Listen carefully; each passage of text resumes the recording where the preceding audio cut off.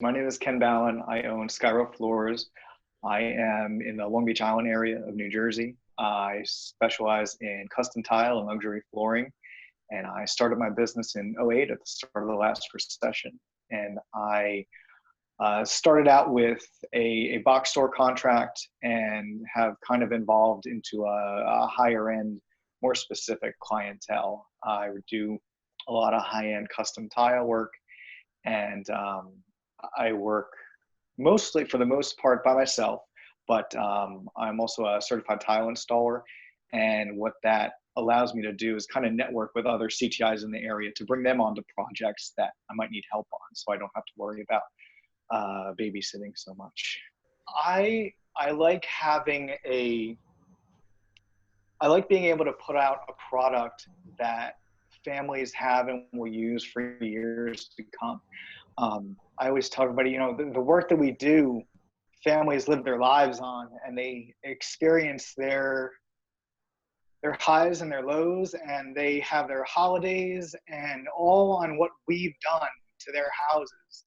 And that's big. That's something. There's not a lot of things out there that see families through their lives, but our work really does, whether it's a floor or it's their bathroom or it's something. And it's we've created this space for them that, it brings that warmth.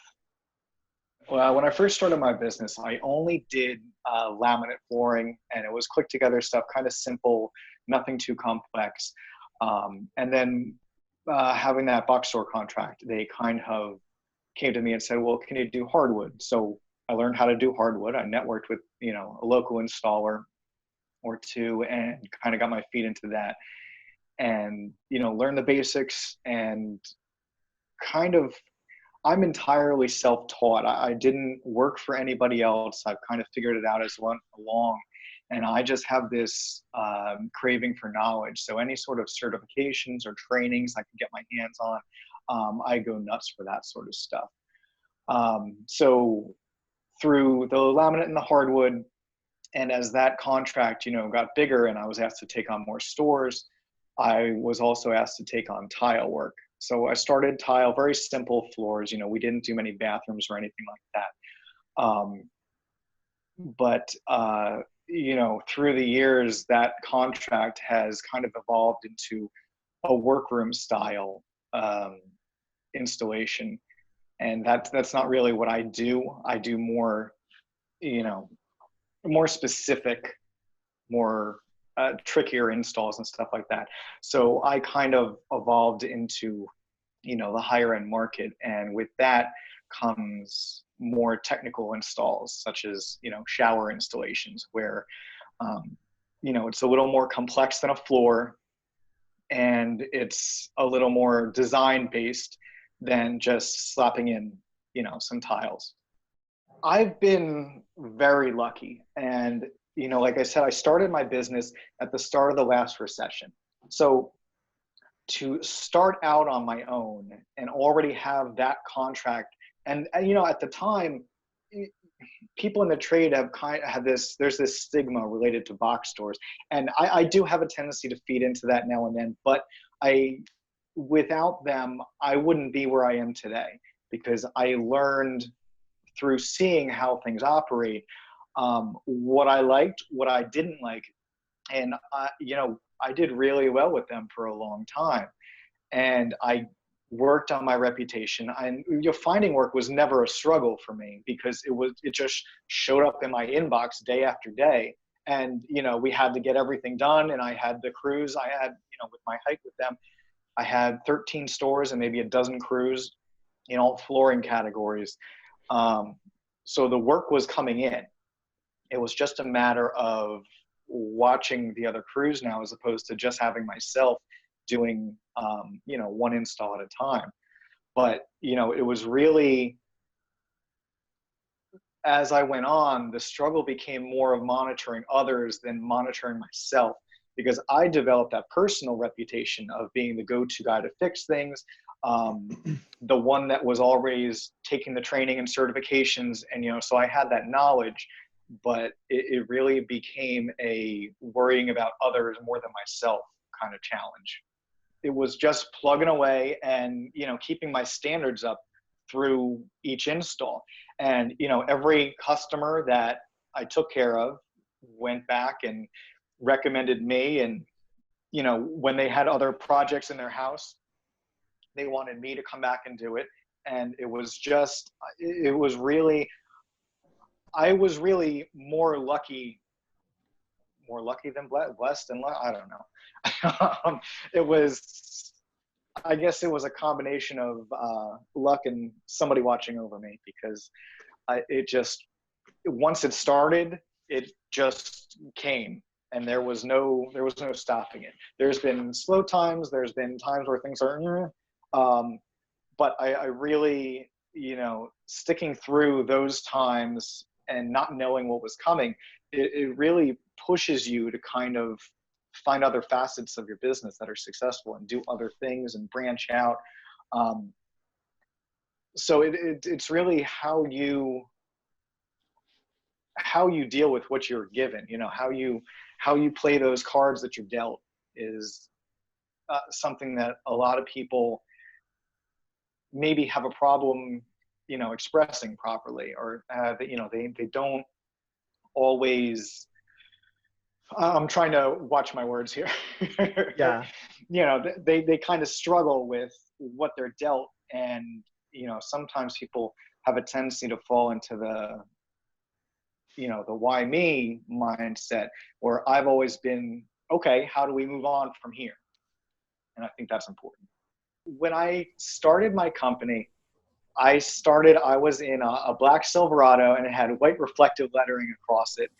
And it was just, you know, Skyro floors in this big blocky font with 2 bars over it. And that was the logo. That was it.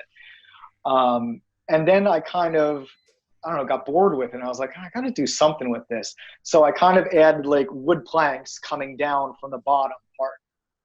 And then that became the logo. But through doing this, I kind of, you know, locked myself into this, people only thinking I do one sort of flooring and not calling me for others. So it was kind of an unconscious thing that I had done to myself. So I said, well, you know, I'm doing a lot of tile now. I want to do something with the logo. So I was toying with the idea of doing like herringbone going up the top and then keeping the planks on the bottom. I was like, well, what am I going to do? Add something to this logo every time I want to do something else? And I just, I happened to be, I don't know, walking through the bathroom or something, and I glanced in the mirror, and my sunglasses, I always wear my sunglasses on my head, they fell down in front of my eyes, and I looked, and I was like, that's it. That, like, that's what I got to do. I'm not building the Skyro Floors brand. I want to build my brand, me. I make it about me. And, you know, I went to a friend of mine who does graphics and stuff like that. And I told her what I wanted to do. And I actually sent her a picture of my sunglasses. I was like, listen, this is what we got to do. She said, I love it. I'll put it together for you. So, you know, that became the logo. And it's kind of, it's just become this crazy thing that everybody recognizes now. And I was down at a flooring convention down in Florida with CFI. And I had pulled up, and I hadn't met a lot of these people in person before, but we came out and I met the people, and they, a bunch of them had like white sunglasses that they brought, you know, just joking, but they all put it on when I walked up, and I guess, okay, that's it. The reputation is preceded myself. You know, from starting on my very own, getting that first job, that first install, you know, you build that reputation. And, you know, that first person that I did work for, you know, told their friends, and then I worked for them, and they told their friends. And, you know, you start on such a small scale, but as long as you're doing things properly and you're, you know, like I said, putting good things out, good things come back to you. So my marketing, I really didn't focus as much on marketing then as I did now. I was more focused on work, work, work, work, work. And I've really kind of evolved into utilizing marketing again as a tool, because I'm going after those higher end customers, those more particular projects that are a little more technical. And, you know, there are people that know me based on the work that I've done, based on the work that I've put on social media. And, you know, social media is such a fantastic tool for small business owners, because you can reach across the world in a means that we weren't able to before. So a lot of my business these days, and actually, you know, I've recently, I stopped all print advertising that I was doing, and I'm strictly social media. But all my work comes from social now. A lot of mistakes that we see is a lot of online behavior. And I see people interacting with each other in ways that they might not interact with each other if they were face to face, if you know what I'm getting at. And I think it's really important that we take, you know, that age old lesson that all of our parents taught us: if you don't have something nice to say, don't say anything at all. Because how you act towards others and how you're perceived is part of that reputation that you develop. So if I am constantly negative, if I have critical things to say about everybody, like, that's kind of what's going to come back to me. You know, I'm a true believer in you get back what you put out into the universe. So if I'm a positive influence, if I have nice things to say, constructive things to say, you know, that's going to come back to me. And that's exactly what, you know, has happened to me tenfold. You know, I try to be compassionate and, you know, share the knowledge that I have. And I always tell everybody, you know, I'm nothing special. I'm no more talented than anybody else. I just want to see all of us succeed. And if I can help you succeed, and I can give you whatever knowledge that I have that's worked for me, then I'm happy to do so. Aside from social media, I think brand awareness goes back to your reputation. A brand isn't necessarily Skyro Floors or TrueWork. A brand is who you are. It's your reputation. It's what others think of you before seeing you. So I always say, you know, I tell installers all the time, build your brand, focus on building your brand. That doesn't necessarily mean your business. It means you as a person. Your brand is who you are. And you need to focus on that person that you want to be, because if you are a positive influence and if you have good things that you're doing, people are going to notice. People are going to take that into consideration when hiring you, and they're going to be more apt to talk to other people about you.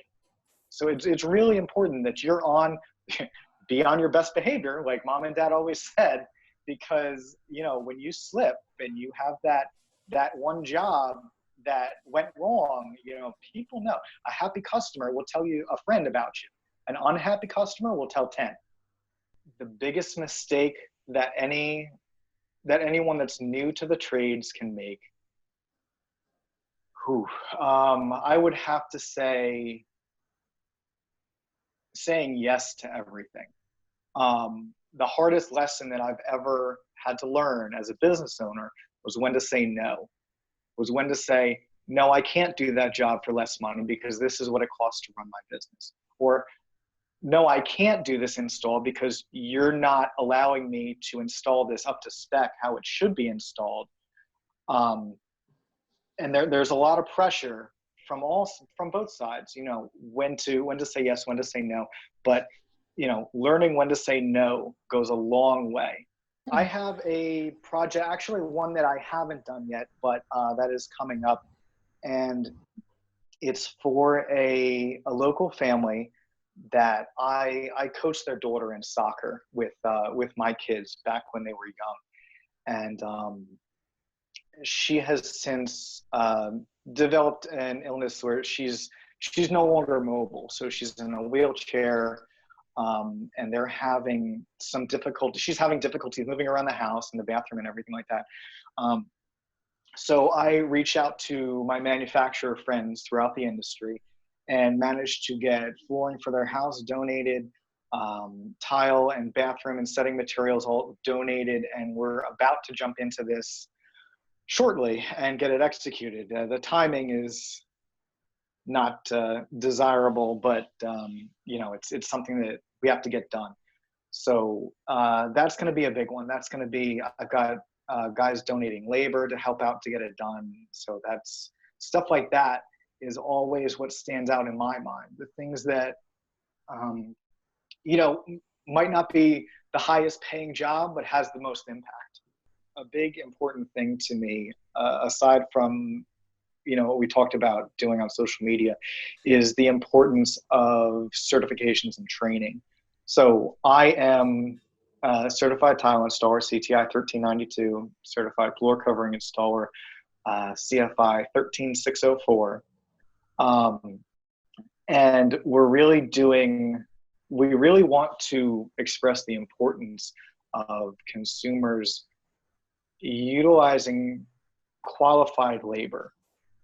Too many times do we spend ripping out projects that shouldn't have gone by installers that may not have been doing anything that they even knew was wrong, but something that ended up costing customers in the end. And through these organizations like Ceramic Tile Foundation and CFI, we really have a chance to do a lot of good for installers, especially that are just starting out. They want to, people are hungry for knowledge, and we have that, but getting the word out there that these organizations exist can be a task at times.